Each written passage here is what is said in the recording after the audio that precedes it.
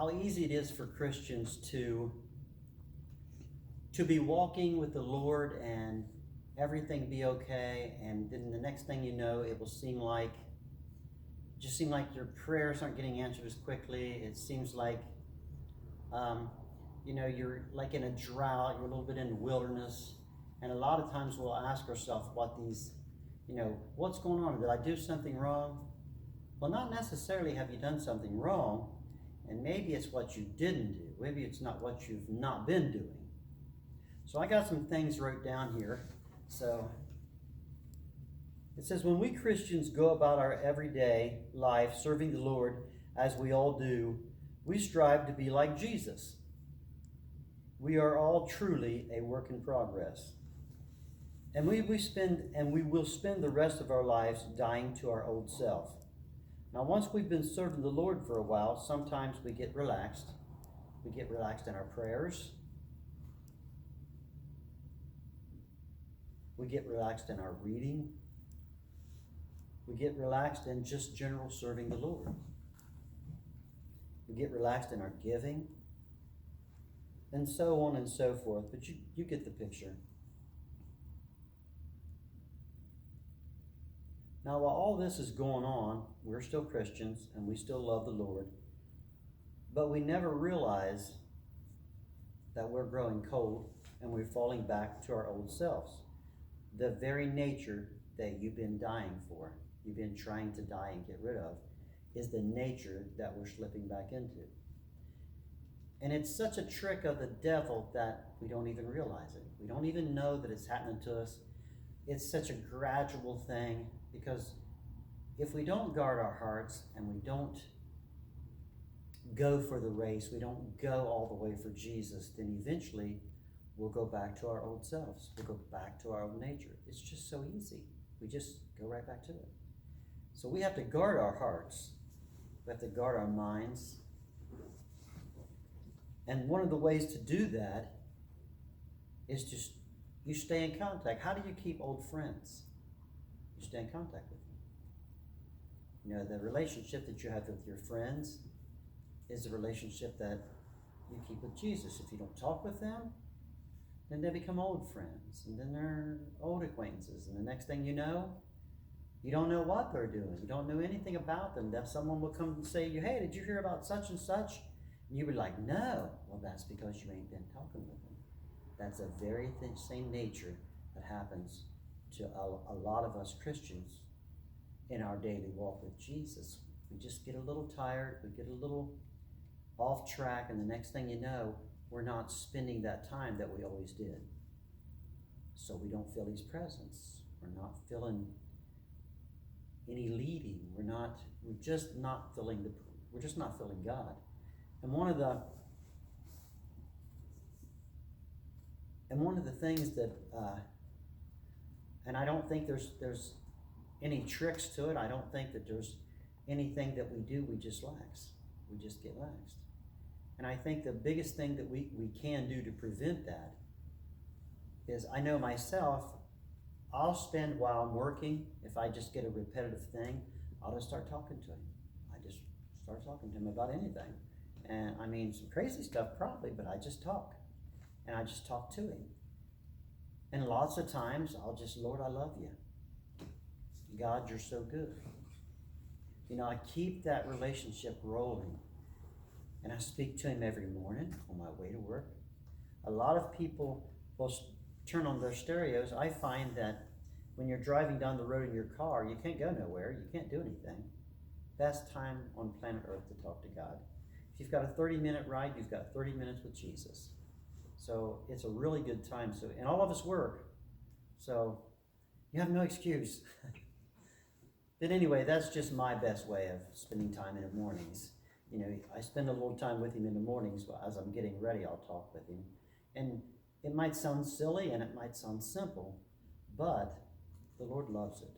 He loves that you spend that time with him, no matter when it is. He wants it all the time, but a lot of us in our lives, we can't always do it all the time. But we can sure in our spirits be in communion with him all the time. We can be in love with him all the time. And when we And when we talk with him, one of the best things that I've realized in my small walk is when you get up in the morning or when you go to bed or whenever it is that you talk with him, if you say, Lord, I love you, what feeling is behind that? Is that a real close feeling? Like when you talk to your kids, you always have that love going with it. You talk to your spouse, you always have that love going with it. And you notice when you're talking to a stranger, it's a different kind of thing, right?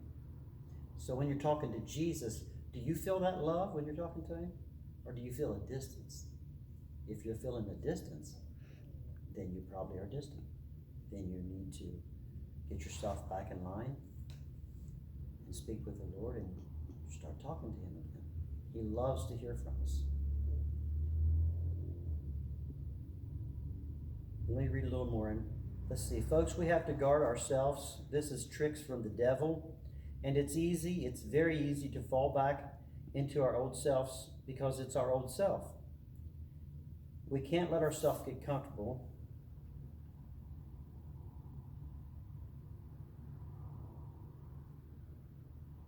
Let's see. It's easy to be comfortable in this, but it's not who we are. It's not how God sees us. I encourage us. We cannot afford to get tired. We cannot afford to get relaxed. We have to guard our hearts. We have to fight the good fight. We have to keep the faith. Continually dying to our old self. And when I was getting that revelation, I was talking to my wife, and as I was talking with her, I got another revelation. And it's about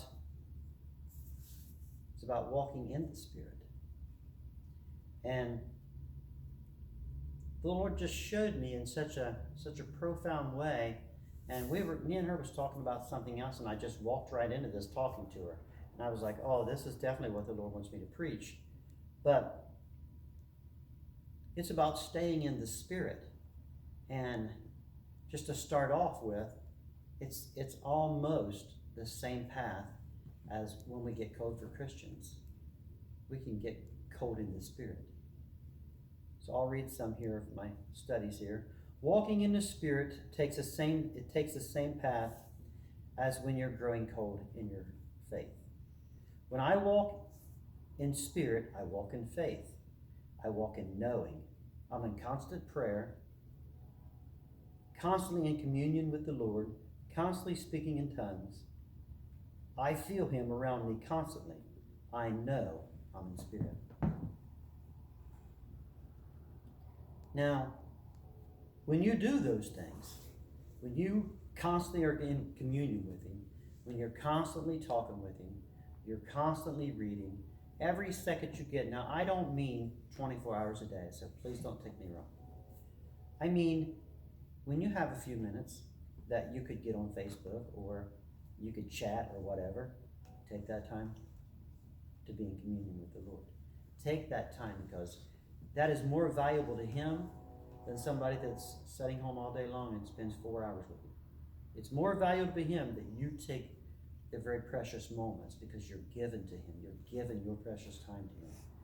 And that's very precious to the Lord.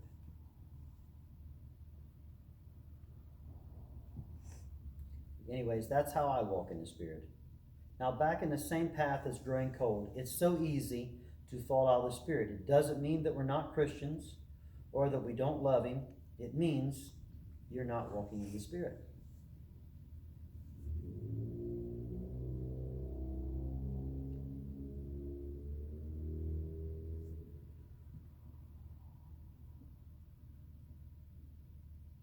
When we get comfortable, never get comfortable. Because we tend to let our guards down when we get comfortable. And we all know what happens when we let our guards down. The devil has a payday. We have to be careful. We have to be mindful of our spiritual awareness. If you notice that you're not feeling as close to the Lord, examine what you're doing. Ask yourself, what has changed? Are you in Spirit? Am I? What's going on? Ask yourself.